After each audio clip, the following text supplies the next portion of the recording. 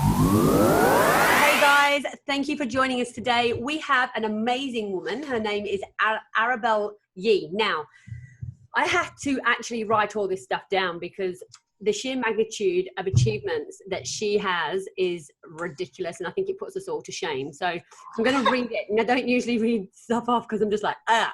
So literally, you're originally from Myanmar. She's worked with over 300,000 people globally through her digital courses. She's done in-person workshops, events. She's done highly transformational exclusive retreats as well. Sounds delicious. Originally from Myanmar, and currently she lives here in Australia. Thank God we got her. She has spent the last 14 years working very closely with highly successful entrepreneurs, spiritual teachers, scientists, and human behavior specialists to help people become the best versions of themselves. Now, this is why we are so grateful to have you in this space, because that's what Obsessed is all about. It's actually helping people be themselves and be the best versions of themselves. So thank you for joining us, Arabelle. We've got a whole bunch of other stuff. I'm not finished yet. Hang on. She's actually a trained clinical psychotherapist, a life coach, and she's spent years working with and learning from the masters. This is my favorite part, and this is what I want to talk about, is the masters of spiritual healing from the jungles of the Amazon. That just blows my mind. And she's got a whole bunch of other stuff. It doesn't stop there, people. She's also got a background in business, MBA. She's built her own location, independent online business, and she's kicking ass. And I think you're a mum as well, aren't you? I am. What did this shit? Thank you so much for joining us. Thank you so much. You. Love your energy, by the way. It's my superpower. Man, like, how do you do all that? I mean, how old are you, if you don't mind me asking? I'm 36. Wow. Also, look incredible. Well, bless the Asian genes. Yeah, right. That's literally what I did. I married my husband's, my children are part Singaporean. I was like, we're making babies. Yeah. Great skin, no fake tan needed here. Yeah, absolutely. So good. So let's kick it off, because that's an awful lot of stuff that you've take me back. So you've originally from Myanmar. Yeah. Tell me, when did you move here? So I left Burma back in 2005, and and then I did my master's in business, and then after that, pretty much straight away I started working. And all I knew in my entire life, because I was brought up in a family that is very much about academics. You know, they're all very, like, they're doctors. They're very, either they're highly respected or very well known for their careers or for the achievements in their lives. So, like, I always say, like, I'm the dumbest one in the family. So, so that's all I knew growing up. And, the traditional path, as you know, that most of us walk on is go to school, go to uni, and if you can get a master's degree or get a PhD or whatever, and then, get a job, climb up the career ladder, find a husband, have kids, settle down. Great, So that's pretty much what I was doing. I was walking on that path, and then now we talk about it and we laugh about it, but back in those days, like, my parents are really open-minded. Even then, we're like Asian families, especially daughter of an Asian family, we don't really have that much freedom. Like, I had curfews, like, even at 20-ish, if I get back home later than 8 or 9, like, my mom would be furious and all of that. I mean, I still did it anyway. I'm not saying I'm a good girl, but I was really rebellious. Like, the first time I actually tried alcohol in my life was when I was 22. Yeah. So I'm like a late bloomer in that sense. However, after I did my master's, I got a job, and luckily I've always been really lucky with my jobs. Back in those days when I was working, like, my first job that I landed, that was actually in Singapore, was in an investment bank. And I was expecting them to pay me like $800 a month, because that's what people told me. That's as an entry level, that's what you get. And I was like, okay, if they pay me 800, like, I would be rich. And so I went for an interview. I didn't know it was an investment bank. I was like, whatever job I could get. And yeah, I got the job, and then they said, we're going to pay you $3,500 a month. Are you okay with that? And I'm like, sure.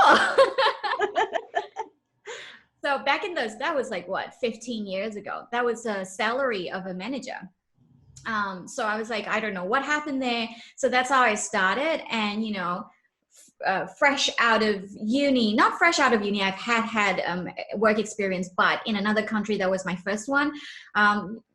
Being in the investment banking industry, as you know, and we were on the trading floors. It was very fast paced, fast moving.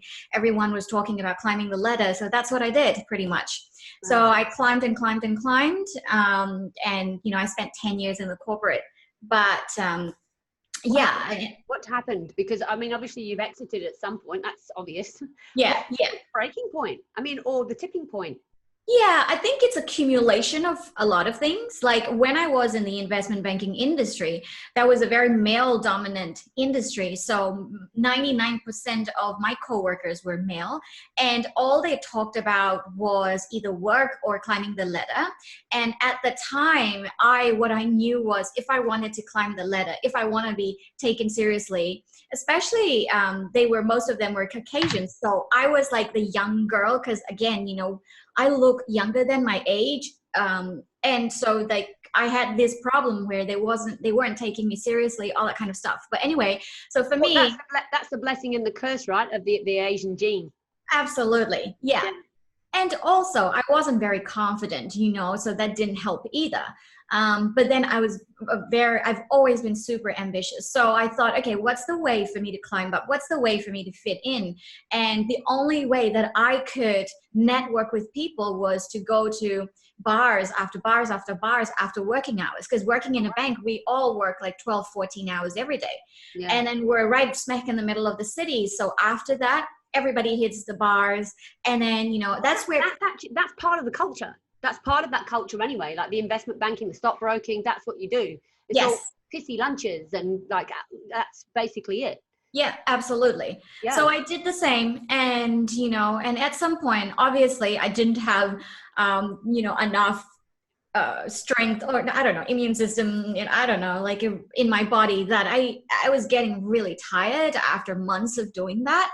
And then at some point, and I gained a lot of weight. And, you know, I was basically very unhealthy physically and emotionally as well, because I was super stressed out and I was gaining a lot of weight. And that was when I realized that, you know, this got to change. So I started changing my lifestyle. I stopped networking with those people, and I'm like, there must be another way for me to climb up the ladder. And I found that, but I had to go through that. But I still stayed in the corporate. And then from there, you know, I got poached by other banks and stuff like that. So I moved around a little bit, and eventually I moved to Perth. Hang on a second. All this is happening to you, and you're the dumbest one in your family, apparently. What's happening to your other family members? Superheroes or something? Because you are like blowing my mind right now. Well, I'd like to think that they're all superheroes, simply because they're my family. But yeah, like I think I'm the street smart one. Academically, they're very, very like so much smarter than me. But yeah, anyway, so eventually I moved to Perth, and I was working for, I don't know, if you know her, Gina Reinhardt. Yeah, so I worked for Gina Reinhardt, and I was in mining, and that was the first time I've worked in mining, so I didn't actually understand about mining stuff. But anyway, like to cut the story short, we had a big, massive television. I think that costs like $5 million to install or something like that.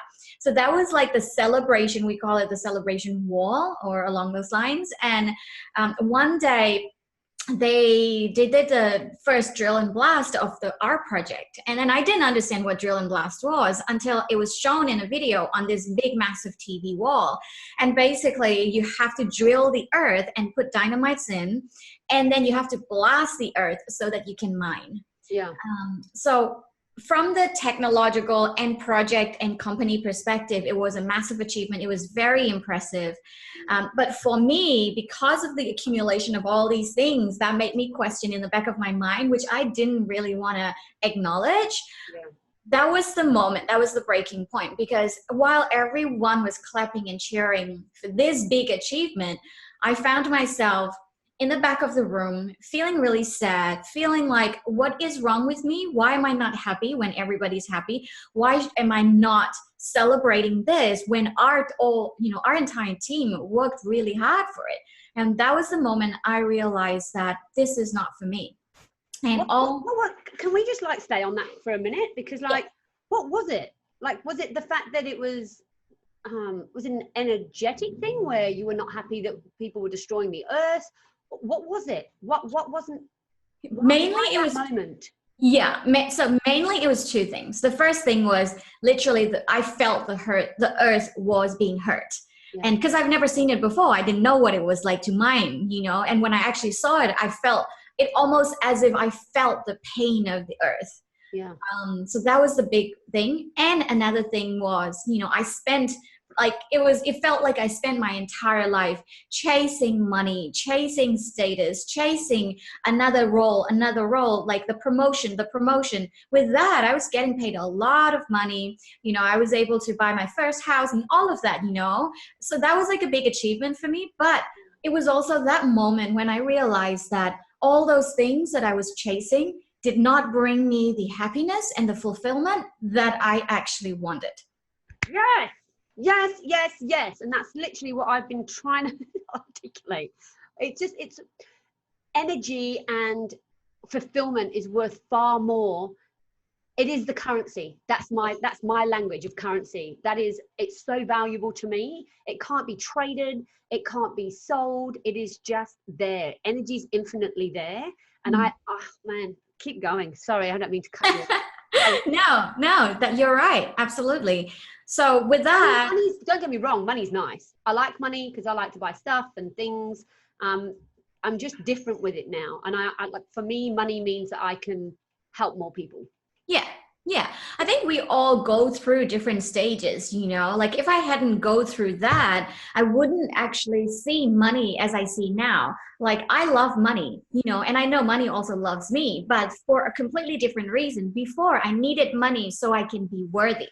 Yeah. Before I needed money so I can prove myself that, there's a reason for my existence. But now I want money so that I can live a good life. That is important. I'm not going to say, it's for other people. No, it's for me and my family, first and foremost. And then with that money, I can do all these projects that I'm doing now because I can pay people to do that. If it's just me, I can't do it, Exactly. Oh my God, I love it. Tell me, I want to jump because I jump all over the shop, right? Go ahead. I love it. Talk to me about the Amazon thing, because that literally just piqued my interest. Yeah, so the Amazon thing was in my life. I'll just keep the story really short, but just pick the point, pick one point that you want me to elaborate. Okay. But in my life, I've hit many rock bottoms, but that was one time where I hit the lowest of the lowest rock bottom. And I also knew that I've been hearing about this jungle thing and I don't know what it was. And it so happened that a colleague that I used to work together with, he was also doing really well in the company, earning a lot of money, buying different properties after properties after properties. And then one day he went to the jungle and then he came back and he sold everything and he moved to the jungle. He left his... I didn't hear about the jungle. What is going on in the jungle? Yeah, I will tell you that. So, not only that, he also left his wife and he sold everything and he went and lived in the jungle. And I was like, this dude is crazy, right? How could he leave all of these stuff, right? So I've heard that story, and obviously because he was living in the jungle, I didn't have contact with him. And then 2 years after he did that, he came back, and it so happened that he was from Perth as well. So we caught up, and then I said, what is going on? Have you gone crazy or something, And then he told me about his experience, but obviously the calling had started way before that for me, but then I didn't really hear it because I wasn't ready to hear it. So it took me 2 years to actually hear it and really accept the calling of the jungle. And when we spoke again, because I was able to feel his energy, see the conviction in his tone, in his being, and the shift in him, it was just incredible. It didn't look like he was crazy. It didn't look like he was just doing it because of whatever silly reason. He found his calling. And I was like, wow, it really did something in my heart.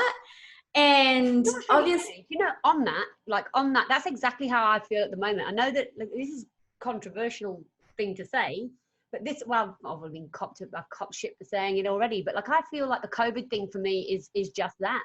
Like, it's literally forcing the world to stop. And it sounds like your friend literally took himself out of the rat race and made his world stop. Yeah, they did. And that's what's happening for me personally right now. That's what I feel people saying to me, how are you coping with COVID? I'm loving it. Everything's slow and stopped, and it gives you time, and everything is crazy and over the top. Yeah, there's so much blessing in what's happening right now with the COVID thing. Yeah. And I think that all of us have those opportunities in our life all the time. But, our human nature is that unless we're being pressured and unless we're being pushed into the corner, we don't actually take action, because we get complacent with what we have. And then we start to take things for granted that, oh, nothing's going to happen. Everything's going to be fine. Why should I change? All of that. And, some people really feel that, and some people still fight really hard to not feel it, and they defend their excuses rather than what's calling them forth. Yeah. And that's what happened with me with the jungle. So to cut the story short, I decided to go. And at the time, I just had a divorce, and I had $1,500 in my bank. I didn't have any other money. And I was also going through what I call quarter life crisis. And instead of selling the furniture and everything in the house, I gave it all away. So I only had 2 suitcases, a car, and a dog. And I wanted to go to the jungle, but I couldn't. And then that was when I realized that I applied for a credit card a while ago, and I totally forgot about it. They approved it. But I never actually go and took it from the bank because I didn't need it, but I realized that it was for that moment. And so I contacted the bank again, and I said, hey, do you still have my credit card? Is it still approved? And they said, yeah, you haven't picked it up. I said, yeah, can you mail it to me?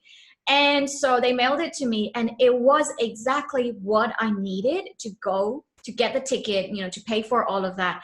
And my parents thought I was crazy because, I went there, didn't speak the language, didn't know anything, didn't know anybody. I just went, and I just literally followed my heart. And to me, my heart was just filled with excitement. There was no fear. So did you have like a destination? Did you know where you were going? Yeah, I didn't know where I was going. Oh, thank God. Yeah. But the thing is that, because I didn't have money, I bought the cheapest flight, which means it was nearly 50 hours flight. And, and then when I got there, you had to get off the plane and then take a boat and go into the jungle and all of that. So, and I didn't have a tourist guide waiting for me there.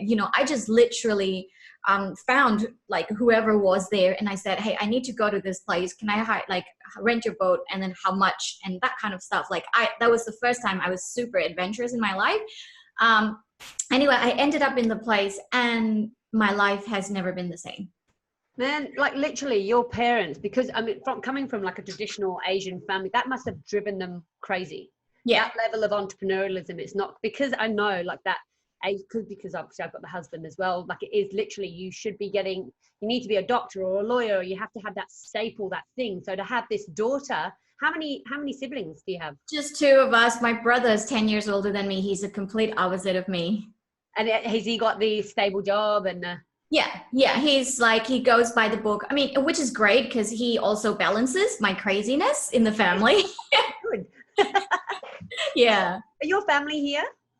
Well, my mom's here, luckily. She was visiting, and then the lockdown happened, and then she decided to stay. Well, she could still get out, but she didn't want to. No, that's bloody great. No, yes. Stay. That's a good decision. Yeah.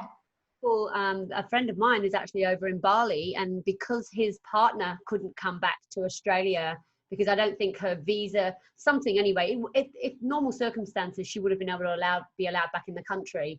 But he's like, well, I'm not leaving without her. So he stayed in Bali. So I like, the worst place to be stuck, is it? Yeah, no, it's not. Awful. Oh, the beaches. Oh, I have to put up know. and all the nice people. Oh. I know. Yeah, I just joke with my mom that, Mom, I think I'm saving your marriage, because I hear that a lot of couples are fighting a lot now, and either there'll be like a baby boom or a lot of divorce. And I said, Mom, I'm saving you and Dad, from this massive fight that's about to happen. Mom's like, yeah, whatever. That's so good. And that's so true. There is already, and that's what the police, unfortunately, there's a huge spike in domestic violence. Yeah. And there is going to be a lot of divorce, and I really honestly believe there's going to be a massive baby boom. So all those people what are the young kids paying out the boomers, they call them the boomers, the baby well, they're about to live all the way through that, so they're not going to taste of their own medicine. So man, I mean, you've achieved so much in your life, and it is a very short life, and I know that you look young, but you're 36 or 32? 36. So 36 years old. You're only 4 years younger. Jesus Christ, I need what you're eating. 5 years younger than me. So, I mean, I can feel that because I've done a lot of things in my journey too. And I've touched a lot of different things and gone through a lot in my life. Do you have a why? Like, I know that you've got the children and everything else, and a lot of people always default to that. My family is my why. Does it go beyond that for you? Yeah. So before Elijah, who is my 20 months old, before Elijah, it was mainly about me, as in like, I knew that for a large part of my life, it was me proving myself that I'm capable. Everybody else told me how capable I was, whatever. I'd never heard it. Like it never landed. I still had to prove myself because I had so much self-worth issues. And then when I actually realized that, I shifted from needing to prove myself to actually wanting to help people, because that's where my fulfillment and meaning in what I do come from. So I always tell people that, when I was in the corporate, I enjoyed my corporate time. And yes, there were sucky times as well. But, I needed an alarm to wake up every single morning. But ever since I quit my job, I never needed an alarm. And that just says so much about what I'm doing right now, and especially like on those days when I don't have enough energy, rather than going to like binge watching on Netflix, if I actually jump on a group call and start training people, man, I'm so energized that it's just like, it's a charger for me, So for me, like that's a thing. And then from there, and then Eli came into my world unexpectedly. Never like I never thought I would be a mom in this life, which is good. Yeah. And it's like the best thing ever, because as you know, like this little dude is teaching me so much. And now it's like my best, literally. And I think, to be honest, a lot of people, I'm just sorry to interrupt you, but go ahead. A lot of people don't get that. They think that they're here to teach children, but I really feel the opposite. Children are here to teach us. Oh, yeah. He's teaching me so much. So much. Yeah. And so, yeah. And when he's like, since his arrival, my worldview has shifted so much. And because the first thing was, I teach about embodiment a lot. And now he's like, well, I'm going to train you every day. How much can you embody what you've done all these years? Because I can see how he's copying everything that I do. Yeah. One time I was so stressed out and busy, and my dog started barking, and I told her not to, and she wouldn't listen to me. So I actually raised my voice and screamed at my dog. Ever since then, Eli started screaming at Bunny. Yeah. Not scream, like he's like, And that was like, whoa, I had like, my God. So for me, this whole thing, having Eli is like, I've been in deep immersion of embodiment training, the last 21 months, pretty much. And so for me right now, my why is to actually embody what I'm teaching and show him through my actions and not through words.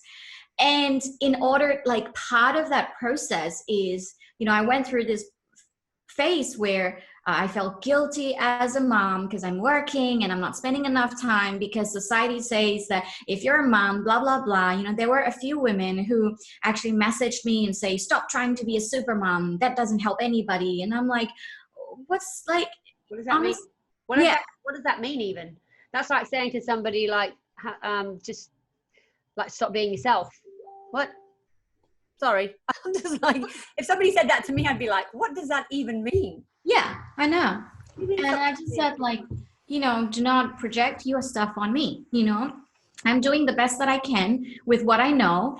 And one of the things was I actually try to stop working less, and that made me feel more miserable. And when I'm miserable, when mommy's miserable, baby's miserable, because my energy is transferred to him through everything that I do.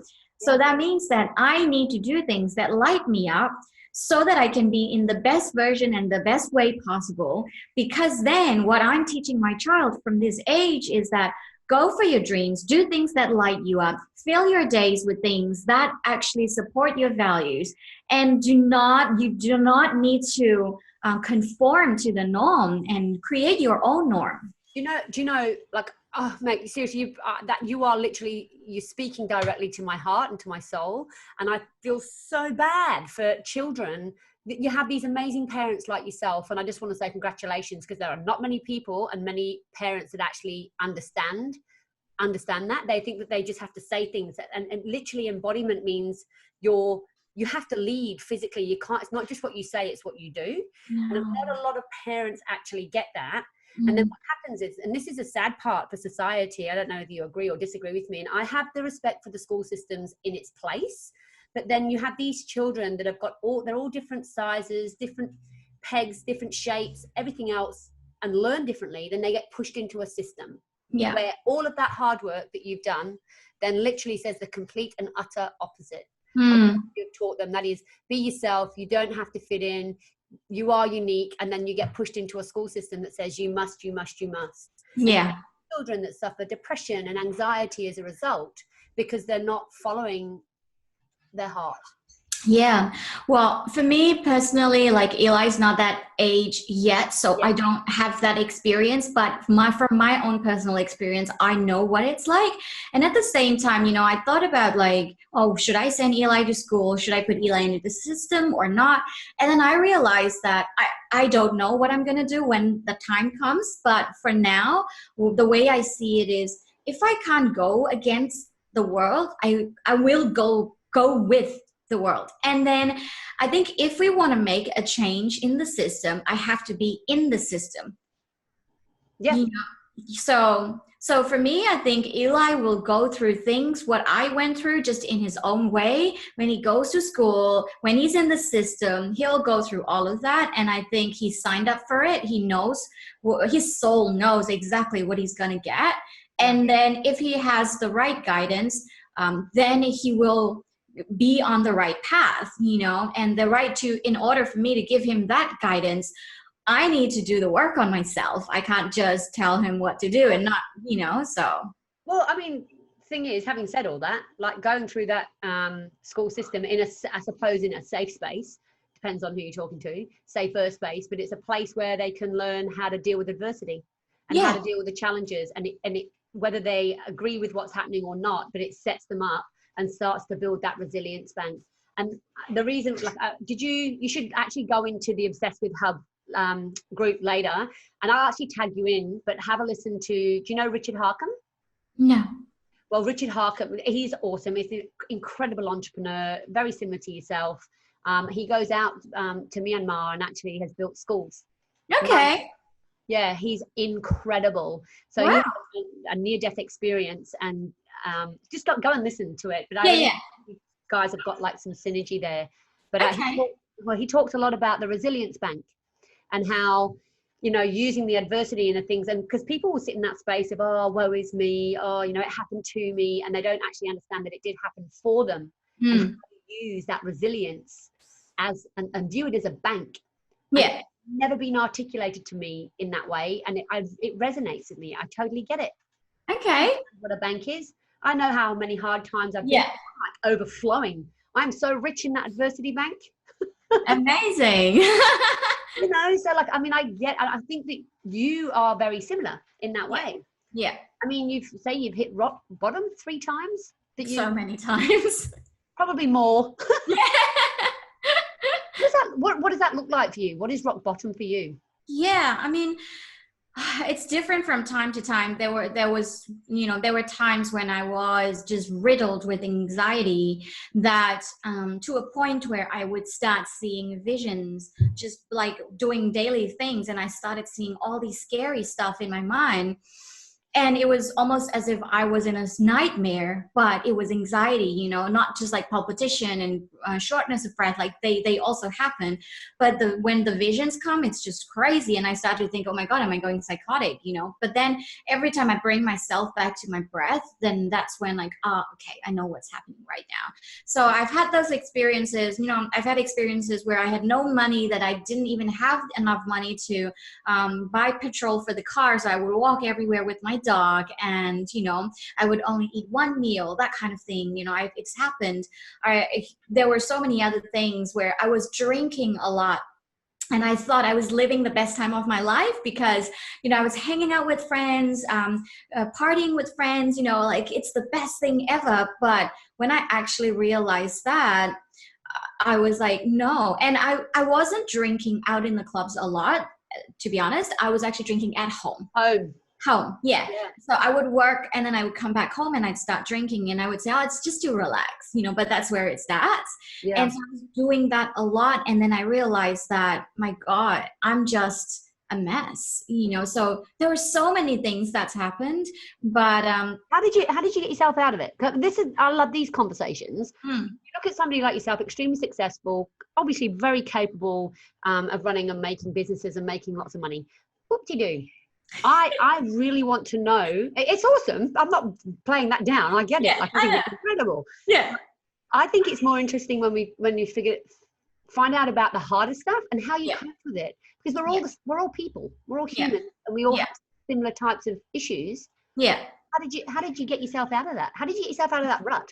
Yeah, people ask me that, and I can never articulate that properly, because for me, like, it's a feeling rather than it's a knowing, it's a feeling. So I don't know how to articulate that, but I have this thing where, you know, like, let's say I'm seeing a phone right in front of me right now, and I see it, but it doesn't click in here. And that clicking feeling, I don't know how to say it, but when it clicks, everything just falls into its place. And so for me, most of those things that I did was, well, you could say that it was self-destruction, right? For whatever reason it was. I was punishing myself. I was doing a lot of things. And when it finally clicks in, and I don't know what it is, I just stopped doing everything straight away. Like, especially those times, I was drinking nonstop for like 9 months.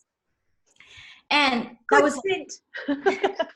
I know. And you know, the thing, isn't it? Like, once you decide to do something, you're doing it. Yeah. Because that's your mindset. I think that's what it is, because like people say, and I never thought, you know, I could even say I was an alcoholic maybe, because if I was drinking continuously like that, I must have been addicted to alcohol. But then, you know, there was nobody to stop me, and I was just saying that I was just drinking just to relax. But then when I stopped, I didn't have those like withdrawal symptoms or any of that. Like one morning I woke up, I look at myself in the mirror, and I'm like, who the fuck are you? Yeah. I don't recognize you. And in order for me to find me again, I need to stop all of this. So just like that, I started running, and I changed my whole diet and everything. I started exercising. I never, like, now I would drink occasionally as like wine, you know, glass of wine here and there. But then I could like stop drinking just like that. And it became unimportant. It wasn't something for you to attach to. Maybe. I don't know. No, yeah. I get it. Look, I'm sitting here, I'm listening, and I'm going, well, that's very similar to me. I just literally said to the girls this morning, I was like, I was having like a wine every night. And as soon as I see a pattern like that, I go, hang on a second. Hang on a minute. You're not the boss of me. I'm the boss of me. Yeah. Alcohol is not the boss of me. I am the boss of my own space. Because it makes you feel a bit tired, or you kind of like, oh, I've got a little bit of a headache, or I mean, and as you get older, yeah, it affects you differently to when yeah, you're younger. yeah. And so that's kind of, you know. Yeah, and I think we use different things as a crutch, you know, and for me, it was a crutch for me for about 9 months. And then I realized that I could use something else as, like, I can still use something else as a crutch. I mean, eventually it's the best way, if it's best if we can let go of a crutch completely altogether. But, you know, I would use something more positive as a crutch. And then so I think that's how I shifted onto working out and eating the right diet and stuff like that. But that could also be another crutch, you know. It can be very addictive, but the thing is, it's about balance, isn't it? Yeah. I think what you've done is recognize a pattern, and I think people like us, we are kind of, if we decide to do something, we are just doing it, and it doesn't matter whether it's healthy, sometimes unhealthy. It's recognizing and having the ability to say, my bad, and look in the mirror and say, what the fuck am I doing, and who are you? You know, and I think that is what makes it so that you can just cut that off. Yeah. And I think it's also that, you know, the fact that I went through all of those rough patches in my life, and that was supposed to happen. Because if I only have been a good girl and never done anything, never hit rock bottom, I would not become, I'm extremely good at seeing patterns now. And that's also why I'm able to help a lot of people. But if I hadn't gone through any of those, I would not be able to go to those depths with the people, and see the root and see the deep patterns. So like now looking back, I'm actually really grateful for it rather than regretting about those things. Yeah. And you know what? That's actually what separates a good coach, because I know that you're a life coach as well. So it separates out good, because coach. That word is so abrasive to me sometimes, because everybody wants to be a fucking coach. And literally, oh, I want to be a coach. Like 20-year-olds that are like, I want to be a coach. I'm like, okay, how's about you get some life under your belt first? So, and it is important to have all of those things happen in order for you to be able to help other people with your experience. It's not about the good shit that you've done. Yeah. You know, the success stuff. Yeah. About the hardships you've survived. Oh, yeah, totally. Yeah, the gritty stuff. Yeah. The interesting stuff. How long have we been talking? Feels like I could sit here forever. Oh, I know. I like it because I like just like conversations as opposed to. Man, so what are you actually doing now? You've got so we can talk about what you do in the business life, because I mean, Obsessed is about having conversations. That's what it is. About finding out about people and the story behind people. Yeah. But I also appreciate that our businesses become big parts of our lives. And actually sometimes the platforms in which we can leverage to be able to share our stories. So what are you doing at the moment? Absolutely. So, well, two things. One thing is I help people just really overcome whatever it is that they're stuck in their life emotionally, mentally, energetically. And I help them, you know, I give them guidance, tools and techniques and stuff like that. And so that they can actually overcome those things. And the second thing is right now more than ever, if everybody's businesses are getting affected. And so if they want to take their businesses online, how do they do that? What's the best way to show up? What's messaging? What's branding? All of that. But from also doing everything from energetically, from heart, so that we're not spending, you know, all the money on ClickFunnels and active campaign and strategies, and which is very important. But the most important strategy is our energy. So the best way is now I can merge the two and actually showing people how they can show up uniquely in you know, as themselves, so that they can actually start attracting the right tribe that they can help with. Oh, look, and that's so important. And there's so many people that will start a business where they just think, okay, I've got to do all these things and I need ClickFunnels and I need, you know, clever copywriting. But if you don't have that energy right, nothing you do will work. Oh, yeah. Like, you know, all of us have dreams and visions and stuff like that. But I think right now, more than ever, is the time where we really need to learn about how to manage our energy. Because if we don't back what we want to do with the right energy, it's going to be a lot of hard work. You know, it will still get us somewhere. But when we get to that point, we're just going to hit a plateau. But if we actually learn how to manage our energy and put the right energy into our dreams, into our visions, into our mission, then it becomes so much easier, because it's not just the people that you can help, but also like hiring teams. And people ask me, because I do a lot of leadership training, people also ask me like, how do I hire the right team? And I said, just share your vision. I've never hired anybody telling them that I'm going to give you this amount. Do you want to work for me? Or what kind of experience do you have? I share my vision. And if they say yes, then we discuss all the other details. That's that key word there. And it doesn't just have to follow with the word vision. Share is so important. Yeah.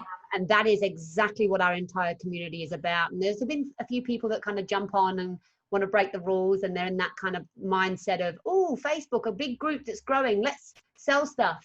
Oh, yeah. Which is great. But the thing is, the sharing and being willing to share your gifts and share your story and share visions and everything else, that's what touches people. Oh, yeah. Without the selling. And people will, and what's happening, and I've noticed, and you probably can agree or disagree here, but in marketing, people are sharing their stories as a way to market and sell. Yes. And I think that's wrong. Yeah. It needs to be just share the story. Yeah. Yeah. Let that bounce, let that energy go out. And if it bounces back, then there's an opportunity. And I think it can feel just icky, especially right now. Yeah, I think there's a fine line between that, in that. I think, because I've seen a lot of that, you know, at one point, one coach starts telling the other coach and everybody starts doing it, where they talk about something really vulnerable. And then at the end, hey, do you want to know more? Like, you do this. And that becomes like this marketing tactic that becomes very, very icky. Yeah. I think sharing a story is definitely important, but right now, like, there's a big debate where is it wrong to sell at this point? And I think, I don't know, I don't have the answer, but I think the main thing is, the way I see it is that, well, number one, I can only talk about how I do it. I don't know how other people are doing it, because I've literally switched off from social media other than when I need to post. And most of the 99% of the time, my team manages it. So for me, it's like, I do a lot of free trainings right now, like a lot of interviews, a lot of group trainings, people in, like, I'm just giving. And simply because people need, like, whoever needs to hear this, they will hear it. And the way I market my things is that I will talk about what I do. And then I say, hey, this is what I'm doing. I'm going to be opening this course. If you're interested, message us. Yeah. But for me, I've never had to hard sell to anyone. I don't know, maybe it's because of the way I share, and and people just come. But for me to get to this point, it took many years of really understanding energy, because I have done that before, because, you know, also my previous coach told me that, oh, this is what you need to do, share a very vulnerable story, and at the end, put a call to action and say, join my group, join this, join that. Yeah. I've done that, and I did get people, but that didn't feel right. No. So now coming back to, not right. Yeah. Because, like, so whether should we sell at this point or not, I think it's a matter of, do we really believe in what we're offering? Do we really know that it's actually going to change someone's life, or it's really going to help someone? And if it is going to do that, then I think we should offer that. And we also need to live. We also need to earn, you know, a living. So I think we need to do that. 100%. And I agree with you. I think that people should still be selling.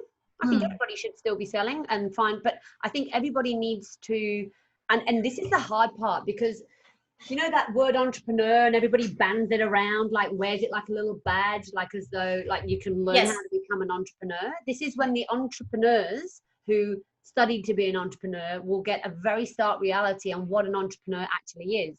And the ability to be able to pivot when shit hits the fan. Yeah. So, fuck, I've got to do something different here. And that's all the marketing tactics, what used to work a few weeks ago is not going to work now. Yeah. So now what?